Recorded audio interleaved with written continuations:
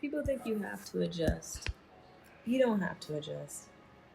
You might have to be patient, but if you have decided who you are as an individual and you know that you are someone who wants a guy with money and doesn't want to have to do anything for it, if you're a guy who, in a non abusive way, knows that you want someone who loves feeling protected and loves depending on you, you can find who the fuck you want. It might take some patience. It might take some weeding out. It might take some letting go of what feels like crumbs when you know you have made the decision of the kind of partner that you want.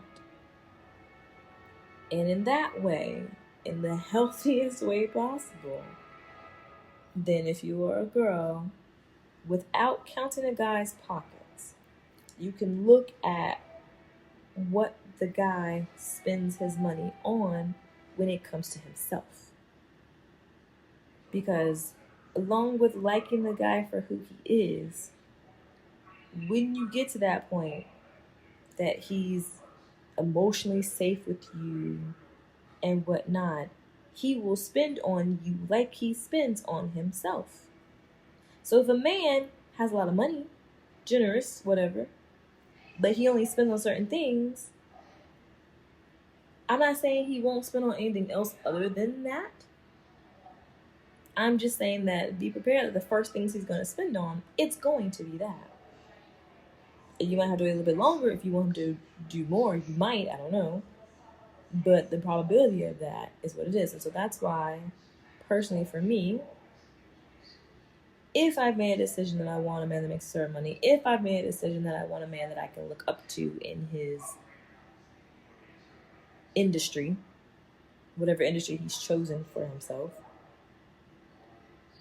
I can also look to see what he spends his money on. If he spends his money on cars, if he spends his money on jewelry, if he spends his money on philanthropic efforts, if he spends his money on his family, what he spends on himself. Does he buy himself jewelry? Does he take himself to get manicures and pedicures? Does he... those things. What he already comes to you spending money on. If you want a man who does that and does that for you, whatever he's spending on will be the path of least resistance of things that he will spend on you. When he gets to that point, if he isn't already there, from the get-go, when he gets to that point that you're someone that is important enough to him that he's willing to do that, that's the first gate. Then the rest is, whatever it is you want it to be. But I feel like it's very important that if you have decided that for yourself, then you will make it easier on yourself by picking a man who already spends on the things that you yourself would already spend on because you are making that amount of money or making a good amount of money that you will spend on that yourself, or two, you aspire to be. I don't think there's anything wrong with aspiring to be as rich as your man. And that's why I think that, yes, the majority of men with money, at least the ones that I have met, do not really care what you do for a living. Do not look what you do, because most of them are already making so much money that it's like kind of unlikely that you make as much. But even if you did, it wouldn't, it wouldn't do anything to them ego-wise or whatever other trivial matters that some men might, think about. But I do think that it's important that even if your girl doesn't have any money, that she aspires to have money of her own, because that just means that she just might need like a little guidance in how to or where to, or even what to do with her own money that she has, if she has a little bit, but not, as much as you. I think it is important that she wants to at least have her own money, because then that takes away from the feeling of later of, oh, she's only with me for ... Like, no, she's with you, one, because she likes you, loves you, whatever, and two, because you are someone that she respects when it comes to making money, when it comes to your profession. And she genuinely would if she knew how or could make her own money as well. And like I said, I feel like that just like takes away the whole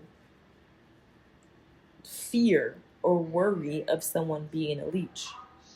Just make sure that and you can make sure of that by asking questions. Obviously, anyone can lie, but you do your due diligence, and you let the rest play out like it is, and know that no matter what, you always make the right decisions when it comes to your relationships, and you'll be fine. The weeds will weed themselves out, or you will be surprised at what you find. And so, you can ask questions, you can use your deductive reasoning and see what she does, what she spends money on. You can look at, maybe she doesn't have any money right now, but she's had some in the past. It's very clear, and it's all come from her own doing, or if it came from somebody else, she made more of it, because it's still not wrong to get money from somebody else. It's literally what that person does with the money that they get that lets you know the values that they have. If they get it and just it's gone with no hope of getting it back, no plan of getting it back, no care of getting it back, then you're like, all right, no. But if it's someone who maybe just doesn't know, because ignorance is a thing, and it maybe if it's something that you happen to be very well versed at, you don't just throw the baby out with the bathwater in that situation, especially if there's actual care there. Like, you do what you can, because it's a perfect way and a perfect segue into showing that you can be a great leader, if that's something you care about. Um, and and yeah,